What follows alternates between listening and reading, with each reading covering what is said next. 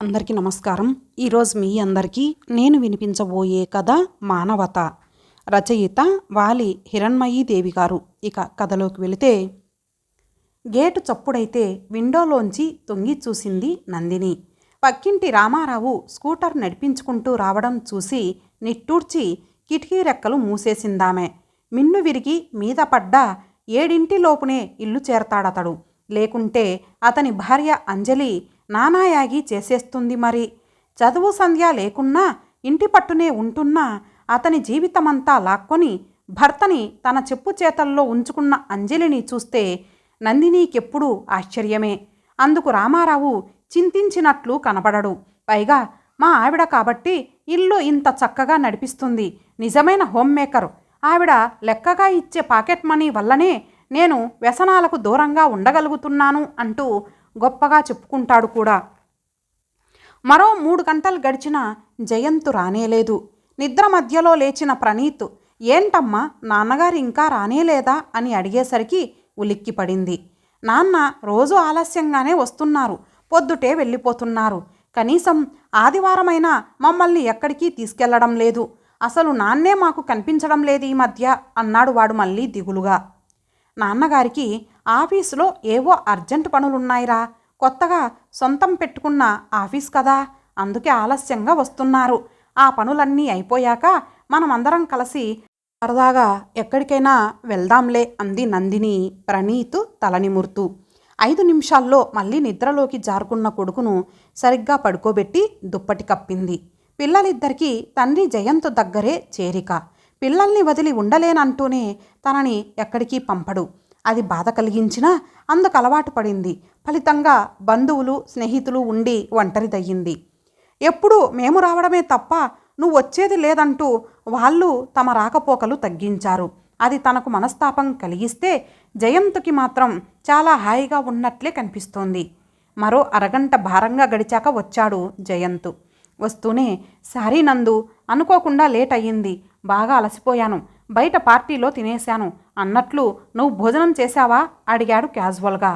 ఆ అడగడంలో ఏమాత్రం ఆప్యాయత లేకపోవడం చూసి, మనమంతా కలిసి తినేది రాత్రిళ్ళు మాత్రమే, అది కరువైపోతోంది ఈ మధ్య అంది నందిని నిష్ఠూరంగా. సారీ అన్నానుగా అన్నట్లు మనం వైజాగ్లో కొంటున్న ప్లాట్ డాక్యుమెంట్స్ అన్నీ రెడీ చేశావా అన్నాడు. అంది నందిని ముభావంగా. మొహం అలా పెట్టకు, మన పిల్లల భవిష్యత్తు కోసమేగా నేనేది చేసినా అన్నాడు జయంత్ నిద్రకు ఉపక్రమిస్తూ. ప్లాట్ సంగతి గుర్తుంది కానీ కొడుకు పుట్టినరోజు మాత్రం గుర్తుకు లేదు. గిఫ్ట్ ఏదీ లేకుండా వట్టి చేతులతో వచ్చాడు అని మనసులో అనుకుంది. అసలే చేతికి అంతంత మాత్రం జీతం వస్తోంది. జయంత్ అలా కమిట్మెంట్స్ పెట్టేస్తాడు. అన్నీ చేశాక చెప్పడం, పైగా అవన్నీ తమ మంచికేనని, ఫ్యూచర్ బాగుండాలని చేస్తున్నానని తనని నమ్మించడం. ఇక ఏం చేస్తుంది తను? తనకి బాధపడడం అలవాటైపోయింది.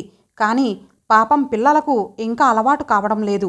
వాడన్నిసార్లు తండ్రిని అడిగింది తను కోరుకున్న మెకానికల్ సెట్ కోసమేనని తనకు తెలుసు. కానీ తన చేతిలో డబ్బు లేక, అంత దూరం వెళ్ళలేక, ఎలాగూ జయంత్ కొని తెస్తాడన్న నమ్మకంతో కొనలేదు. పొద్దుటే ప్రణీత్ అడిగితే ఏం చెప్పాలి అనుకుంటూ, వాడికి గిఫ్ట్ పట్టుకురాలేదేమిటి అంది అతడిని కుదుపుతూ. షిట్ నుదుటి మీద కొట్టుకుంటూ, ఈరోజు బేగం బజార్ నుండి రాలేదు, అందుకే మరచిపోయాను. నువ్వైనా కొని ఉండాల్సింది. సర్లే రేపు ఈవినింగ్ కల్లా కొంటాలే అంటూ ముసుగుదన్నాడు. తను తినలేదని చెప్పినా అతడు పట్టించుకోకపోవడం, కొడుకు గిఫ్ట్ని మరచిపోవడం బాధని విస్మయాన్ని కలిగించాయి. జయంత్లో ఏమిటో చాలా మార్పు వస్తోంది. ఇదంతా పని ఒత్తిడేనా లేక అంటూ ఆపై ఆలోచించలేక ఆ టైంలో తినబుద్ధి కాక వెళ్ళి మంచినీళ్లు తాగి మంచం మీదకు ఒరిగింది నందిని. ఎందుకో మనసంతా ఏదోలా ఉండి ఏడవాలనిపించింది ఆమెకు. జయంత్ పెట్టే గురకలో నిద్రాదేవి నందినిని కరుణించలేదు. ఎప్పట్లాగే రాత్రంతా నిద్రకు దూరమైంది. పొద్దుటే పిల్లల స్కూల్ గురించి లేవవలసి రావడంతో ఆమె కళ్ళ కింద నల్లటి వలయాలు ఏర్పడుతున్నాయి ఆ నిద్రలేమి వల్ల. మర్నాడు, అమ్మ నాన్నేంటమ్మా 7 అవుతున్నా ఇంకా ఇంటికి రాలేదు? పొద్దుట 10 వస్తానన్నారు కదా, మా ఫ్రెండ్స్ అంతా వెళ్ళిపోతామంటున్నారు. ఇప్పుడు ఏం చేయను? చిన్నబోయిన మొహంతో అడుగుతున్న ప్రణీతుని చూస్తే మనసంతా చెప్పలేని బాధతో నిండిపోయింది నందినికి. కేక్ వంక ఆశగా చూస్తున్న పిల్లలందరి మొహాలు చూసి, ముందు నువ్వు కేక్ కట్ చేసేయ్, నాన్న వస్తే మరొకటి కొనవచ్చులే అంది. జయంత్ లేడన్న లోటు తప్పించి బర్త్డే బాగానే జరిగింది. నందిని, మీకు బెంగళూరులో ఎవరైనా బంధువులు ఉన్నారా అడిగింది పక్కింటి అంజలి. ఊహూ లేరు. దేనికి అడిగింది నందిని. ఆమె కాస్త క్లోజ్గా మాట్లాడేది ఒక్క అంజలితోనే. ఇద్దరివి సొంతిల్లే అవడం వల్ల 10 ఏళ్లుగా పరిచయం. మరి మీ వారు అక్కడ ఒక ఆవిడతో కాస్త క్లోజ్గా కనిపించారే అంది. ఇంకా ఏదో చెప్పాలని ఉన్నా దిగులుగా ఉన్న నందిని మొహం చూసి చెప్పలేక ఆపింది. ఆఫీస్ పని మీద వెళ్ళారు మరి, బహుశా పాత ఫ్రెండో కొలీగో అయి ఉండవచ్చునేమో అంది నందిని. కానీ ఎందుకో ఆమె అలా అనిపించలేదు నాకు నందిని అంది అంజలి. ఆమె వెళ్ళిపోయినా నందినికి అంజలి మాటలే చెవుల్లో గింగురుమంటున్నాయి. పెళ్ళైన 7 ఏళ్లకు మగాళ్లకు ఏదో స్టార్ట్ అవుతుందని ఓ రచయిత రాశాడు. అది తమ పెళ్ళైన 15 ఏళ్లకి జయంత్కి మొదలయ్యిందా? ఎందుకో ఆ భావన చేదుగా తోచింది నందినికి. విశాల హృదయం లేని, చదువు సంధ్య లేని అంజలి ఏదో చెబితే అది నమ్మి బాధపడటం ఏంటి అనుకుంటూ ఇల్లు సర్దేందుకు ఉపక్రమించింది నందిని. ఖాళీగా ఉంటే బుర్ర దెయ్యాల గుహగా మారుతుంది అనుకుంది. కానీ మనసు గడిచిన రోజులల్లోకి తొంగి చూస్తుంటే ఆపలేకపోయింది. నందు, వనస్థలీపురంలో 200 గజాల స్థలం ఉంటే తీసుకున్నానోయ్. బ్యాంకు నుండి లోన్ తీసుకున్నా. నువ్వు పర్సనల్ లోన్ తీయాలి. ఇదిగో ఆ పేపర్స్ అన్నీ రెడీ చేస్తా, సైన్ చెయ్యి అంటూ పేపర్లు అందించాడు. ఇప్పటికే జీతం బొటాబొటిగా చేతికందుతుంటే మళ్ళీ ఇదొకటా అంది. పిచ్చి, కమిట్మెంట్స్ ఉంటేనే పొదుపుగా ఉండగలం.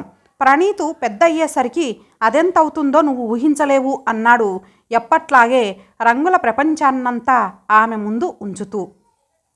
దాంతో ఎప్పట్లాగే తల ఆడించింది ఆమె. ఏమిటి నందు, 2 బాబులున్నారుగా, ఇప్పుడు 3వది అవసరమా? తనెంతో సంబరంగా చెప్పిన విషయానికి అతడు స్పందించిన తీరది. అవసరమే, నాకు పాప కావాలని ఎంత ఆశో మీకు తెలుసు అంది. వద్దు నందు, 2 చాలు. నువ్వన్నట్లు పాపే అయితే చాలా కష్టం, భరించలేని ఖర్చులు. నీ హెల్త్ అంతంత మాత్రం, 2తోనే చేసుకోలేకపోతున్నావు. నాకు నీ ఆరోగ్యం ముఖ్యం పండు అన్నాడు లాలనగా. అంతే, ఎప్పట్లా కరగిపోయి భ్రూణహత్యకు కూడా పాల్పడింది. నందు, ఎన్నాళ్ళు జాబ్ చేసినా ఏమంత ఎదుగుదల ఉండటం లేదు. మా ఫ్రెండ్స్ అంతా కలిసి ఏదైనా వ్యాపారం చేయాలని ప్లాన్ చేశాం. మీ నాన్నగారు బ్యాంకులో డిపాజిట్ చేసిన దాని మీద ఏమంత ఇంట్రెస్ట్ వస్తోందని అది తీసి మన పెట్టుబడిగా పెడదాం. 5 ఏళ్లకే అది డబల్ ఏంటి, త్రిబల్ అవుతుంది అన్నాడు జయంత్. అది స్త్రీ ధనంగా ఇచ్చింది, దాన్ని కదపడం ఎందుకు అంది అయిష్టంగా. పిచ్చినందు, దాన్ని 3 చేసిస్తానంటే నమ్మవేంటి? నా మీద నమ్మకం లేదా? నేనేం చేసినా మన మంచి కోసమే కదా అంటూ పిల్లలనో చేత్తో తననో చేత్తో హత్తుకుంటూ చెప్పేసరికి ఆ డబ్బు డ్రా చేసి అతడి చేతుల్లో పెట్టింది. అది మొదలు ఏదో ఆఫీస్ తెరిచి రియల్ ఎస్టేట్ బిజినెస్ పెట్టారు. పనులంటూ ఆలస్యంగా రావడం మొదలుపెట్టారు. వాళ్ళని వీళ్ళని కలవాలంటూ ఊర్లు తిరగడం మొదలెట్టారు. ఇంటి పట్టున ఉండటం తగ్గిస్తూ వచ్చాడు. డోర్ బెల్ చప్పుడవడంతో ఈ లోకంలోకి వచ్చింది నందిని. నోటికి చేతులు అడ్డం పెట్టుకొని వచ్చాడు జయంత్. డ్రింకు చేసి వచ్చినట్లు చూడగానే తెలిసిపోతోంది. ముందు ఏ 2 ఏళ్లకో 3 ఏళ్లకో మరీ తప్పనిసరి పరిస్థితుల్లో కొంచెం తాగే జయంత్ ఈ మధ్య తరచూ తాగి వస్తున్నాడు. ఏమన్నా అంటే బిజినెస్లో నలుగురిని 4 పనుల దృష్ట్యా కలవాల్సి వస్తుంది. వాళ్ళ అలవాట్లని బట్టి అలాంటివి తప్పవు నందు, అర్థం చేసుకోవాలి మరి అనడం మొదలుపెట్టాడు.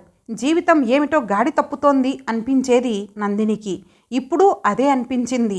జయంత్ వంక తిరస్కారంగా చూసి బెడ్రూంలోకి వెళ్ళిపోయింది. ఆమెకు కోపం వచ్చిందని గ్రహించిన జయంత్ మెల్లగా వెళ్ళి బుజ్జగిస్తూ ఓ కొత్త కథ వినిపించి మెల్లమెల్లగా ఆమెను దగ్గరకు తీసుకున్నాడు. అతని కోరికలోని తీవ్రతకు లొంగిపోక తప్పలేదు ఆమెకు. అతడు అటు తిరిగి పడుకోగానే నిస్సహాయతతో నందిని చంపల మీదుగా జలజలా కన్నీళ్లు. ముందు తనని ముద్దు మురిపాలతో అలరించి కానీ, తనలో శృంగార ఉద్దీపనలు చేసి కానీ దగ్గరకు చేరేవాడు కాదు. ఇప్పుడో అంతా యాంత్రికం. అతను తనని మనసారా దగ్గరకు తీసుకుని ఎన్నాళ్ళయింది ఆలోచనలో పడింది నందిని. సారీ నవ్య, ప్లీజ్ నన్ను వెళ్ళని, I love you darling, please ఇవాల్టికి ఇంటికి వెళ్ళని అంటూ ముద్దగా వినిపిస్తున్న జయంతు కలవరింతలు చెల్లున తగిలాయి. తేనె తుట్టి కదిలినట్లు ఎన్నో అనుమానాలు, ఆలోచనలు చుట్టుముట్టాయి ఆమెను. ఇంతటితో ఈ భాగం సమాప్తం. మరలా మరొక భాగంతో కలుద్దాం. అంతవరకు సెలవు. నమస్తే.